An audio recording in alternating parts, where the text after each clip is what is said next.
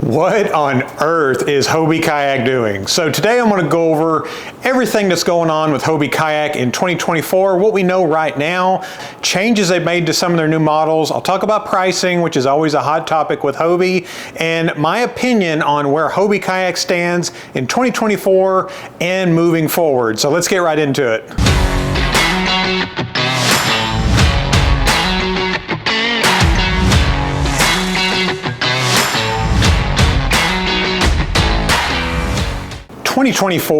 They're made some major changes to the 360 Pro Angler models, and I'm talking about the new 360 XR edition.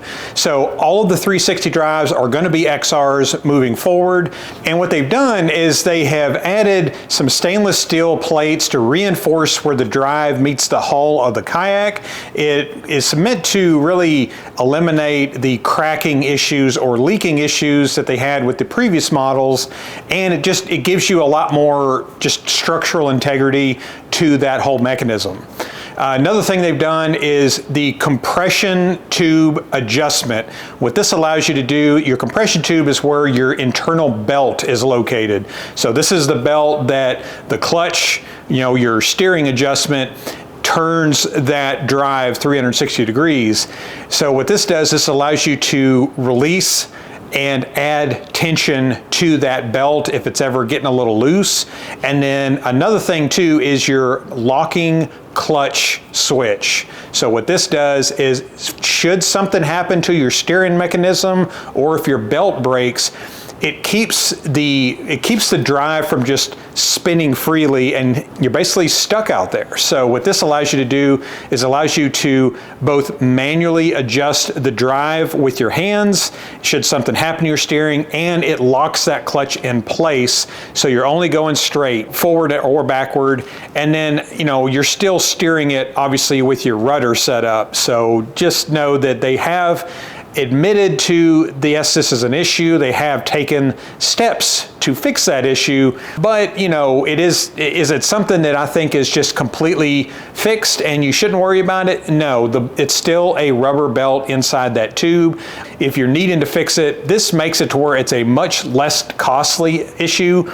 The clutch assembly can be bought for like $39, I believe, and the replacement belt is about the same price. So it's not like you got to buy $600 or $700 for the parts just for your kayak to function properly. So they have fixed some issues. I would like to see them make some changes with the belt mechanism, but it's not really going to be a huge issue financially, and that's really what a lot of people are worried about, I feel, with the 360 drive malfunctions.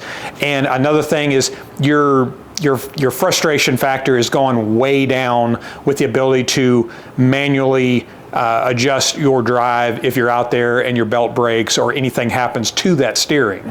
So definitely huge points for me personally on that, and it's a lot easier to discuss Hobie products with people knowing that, hey, if something should happen, these safeguards are in place to, again, make your experience a lot better.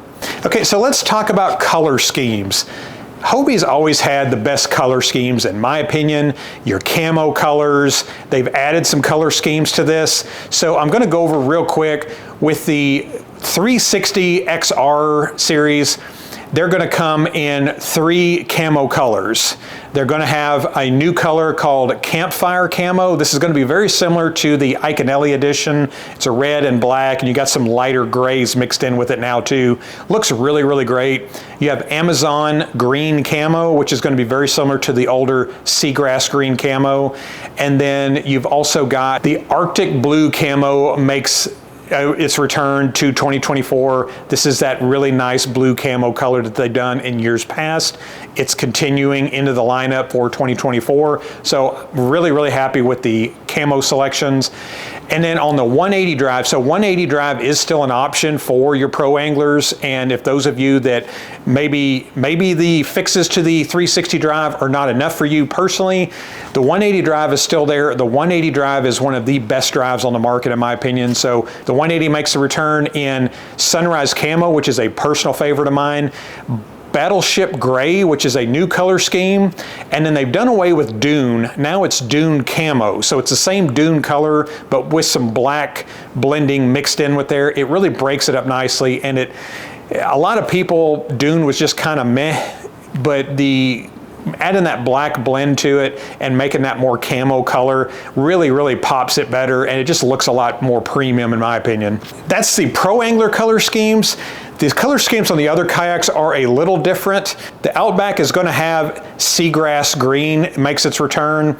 You've also got the Sunrise Camo in the Outback, which in my opinion looks even better than it does on the Pro Angler series. A little bit more of a gloss finish to it. You've got the Dune Camo and the Battleship Gray on the Outback. The Passport and Compass is going to be the same color schemes on both of those. You're going to have the Seagrass, a new color called Glacier Blue, and then you've got the Dune Camo, which the Dune Camo on the Passport Rotomold just looks absolutely fantastic, and it makes that kayak a little bit more premium looking.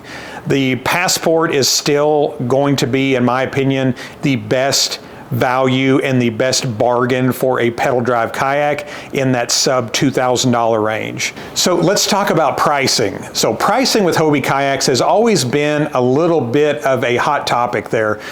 I'm really happy to say that the pricing for 2024 is only seen about a $100 increase on each model. That is substantially less than the 10% that they've been taking the last 3 years. Obviously, they can't keep doing that, but $100, that is more than adequate. Most people understand that from year to year. You've got a little bit of an extra cost of doing business. So $100 is one thing. The biggest thing, in my opinion, is there is no upcharge for camo colors anymore. So in past, with the Pro Anglers specifically, you're looking at about a $250 increase just to get those camo blends. You no longer have that. So if anything, you're actually paying less for the camo colors in 2024 than you even did in 2023. And you've got some really great color options with those camo colors that they've added to the already existing lineup. So really good things there. Pricing is not exactly the best thing that I expected from Hobie in 2024, but I'm definitely happy to report that you're really not going to get that big hit from Hobie in 2024. As of right now, that can always change, of course, but it's worth noting. So my opinions on where Hobie's at in 2024 and beyond. So just going to go through a real quick list of my pros and cons. Pros, obviously, the pricing. So pricing not going up, that was always been the biggest hit, is when you see that Hobie's taken a 10% increase. And when you're talking about a Pro Angler, that's about $550. So to go up only $100, but then also no upcharge for your camos, that's really big. That's actually, you can make the argument that they went backwards in their pricing, and that's the first time I've ever heard of Hobie doing that. So definitely a big pro there. And also, keeping in track with the camos, the color schemes are phenomenal, but that's what you expect with Hobie. They've added some new colors, some color schemes on there, and they brought some color schemes, into 2024 from the previous year that really worked for them. And the biggest pro, in my opinion, is reinforcing some specific areas that were problems in previous years. So I talked about the 360 drive with the stainless steel plates and the different adjustments that you can make that's going to keep you from getting stranded out there. Well, they've also reinforced under the front seat post. So some of you may have experienced that cracking around the seat post. It was a lot of the weight going down in a really small area. So they've got a little bit of a reinforced plate underneath that to disperse that weight against a wider area, and that's really going to prevent, in my opinion, any of that cracking from taking place. They've also reinforced it underneath, so it's kind of a double whammy to fix that issue.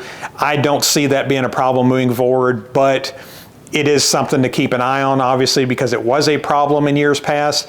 I didn't really see a whole lot of that, honestly, in 2023, but in 22 and even 21, we did see that. So the cons, and I talked about the reinforcement of the problem areas. To me, the belt is still an issue. It's still that rubber belt. If it snaps, it is a pain in the butt to replace. It's not a costly thing moving forward, but it is there. It is something that a lot of you that have the 360 drive. And if you've had it for more than a year or even just a year, you probably had that problem. I just watched a video here just recently, a very large content creator that's on Hobie kayaks talked about none of these things are a problem anymore, and I don't think that's really responsible. It's hard, it's too early to tell if those problems are fixed, but to me it's the same exact belt. They just made it a little bit easier to get back to the boat ramp should something like that happen, but to me it's still an issue, and it's still something to keep an eye on moving forward. So what do you guys think? Has Hobie kind of done the right things this year? Is it a step in the right direction, or are you just turned off to Hobie completely and you've already moved on to another manufacturer? Let me know down in the comments below. I always like hearing your feedback. If you have any questions, let me know down there also. As always, thank you so much for watching the videos, and we'll see you on the next one, guys.